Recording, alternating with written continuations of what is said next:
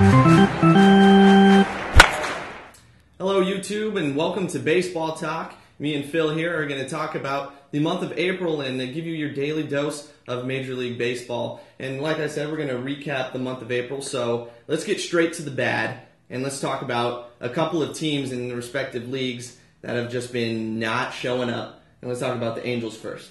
Angels first. Okay, well, as diehard Angel fans, it hurts us to talk about the Angels first for the 2012 seasons, but they have been doing terrible so far. I mean, except for the couple bright spots the past couple days with a couple shutouts, Jared Weaver's no-hitter obviously was amazing, but before that, I don't know if there was really anything to get happy about. What do you think? Well, right from the get-go, I mean, it's been a tough season for the Angels. I mean, they came out of the season, they came out of spring training with a great record. Albert Pujols was raking the ball in spring. Everyone was really hitting the ball well, even their minor leaguers, and the pitching was doing their thing. They came out of the offseason winners, getting Pujols, getting C.J. Wilson, and things were looking bright, but they came out of the gate not hitting, not getting clutch hits. But really, it's a team that's searching for a lot of hits and a team that really knows they should be doing well, and it seems like every time they go down in the ball game, they are just shaking their heads and just calling it quits. Yeah, one reason that they go down in the bullpen or in the ball game is because of their bullpen, which has been terrible so far. I mean, they changed closers, and it just seemed like the Angels, as a fan, I just wasn't confident going to any reliever. They led the major leagues in blown saves last year, and Jordan Walden got his role of closer revoked from him, and Scott Downs has been filling in. So it's been a shaky start for the Angels, to say the least. 10-16 through the first 26 games, 7.5 games out of first place. So it's going to be a long road up from them. And now let's go on to the other team that's been really causing people to shake their heads as well. The Marlins, the other team that won in the offseason. Yeah, they spent a lot of money, not only on their players, but they got a new ballpark. They got new uniforms, new name, new everything, hoping to start off the 2012 season with a bang, but last place right now?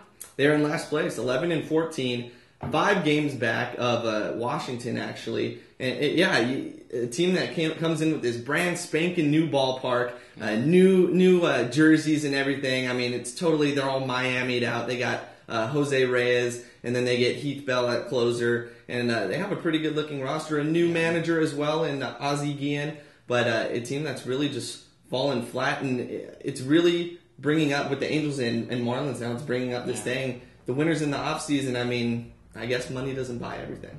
So now the good.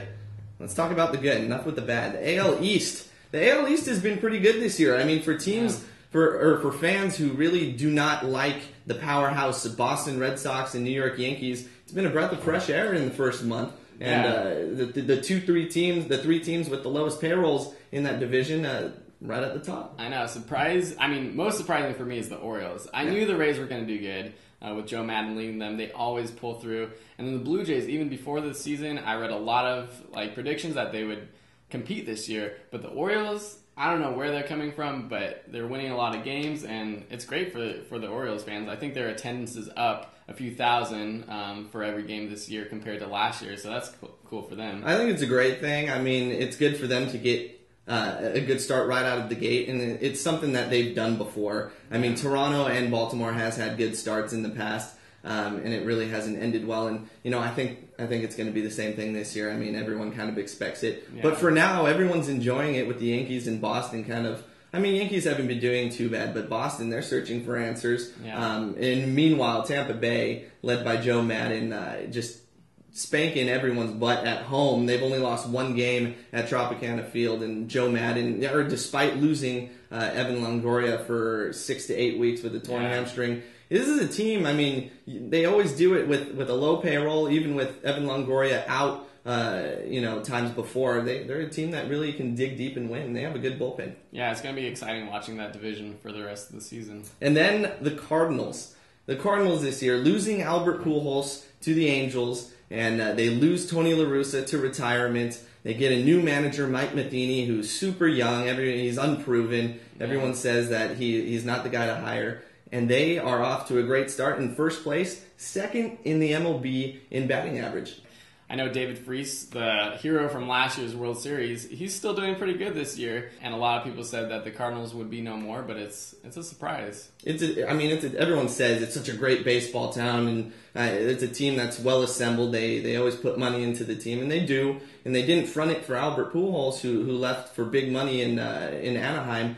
But at the same time, they picked up pieces that have been doing well. Carlos Beltran, I mean, he's having a resurgence out there. He's doing great. And, even with Chris Carpenter out for a little bit now, they're getting some help from the pen. Yeah. And the team is just hitting everything that they see. And so far, it's a good start for the Cardinals. So that's good to see. Now moving on to some hot players. The one guy who everyone points to, Matt Kemp.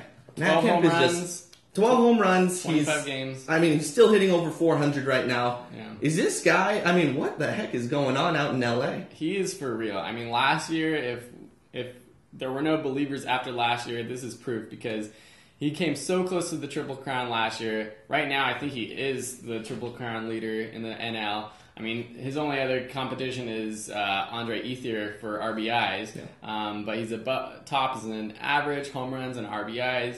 He's basically carrying the Dodgers right now. I know the Dodgers have had a pretty weak schedule to start off, playing mostly subpar teams, but still, the Dodgers are doing good, and Matt Kemp is the reason. And Matt Kemp showing that he's the king of LA right now. Albert Pujols comes into town, and Matt Kemp is just overshadowing him by a million times. Matt Kemp, when you see him his at bats, and you see the highlights of him hitting home runs, everything is to right field, dead center. Yeah. He's tracking the ball very well. He's doing everything that a good hitter should do. Take the ball the other way, lay off the bad stuff. He's crushing curveballs, dead center. Yeah. He is just playing out of his mind. And the cold, we're just going to go across town, down to Orange County. Albert Pujols, what the heck is going on here? No home runs, at low 200s batting average, just swinging at bad pitches, taking strikes. We were just talking about before the show, just talking about how he takes every single first pitch, and the pitchers, I think, are catching on.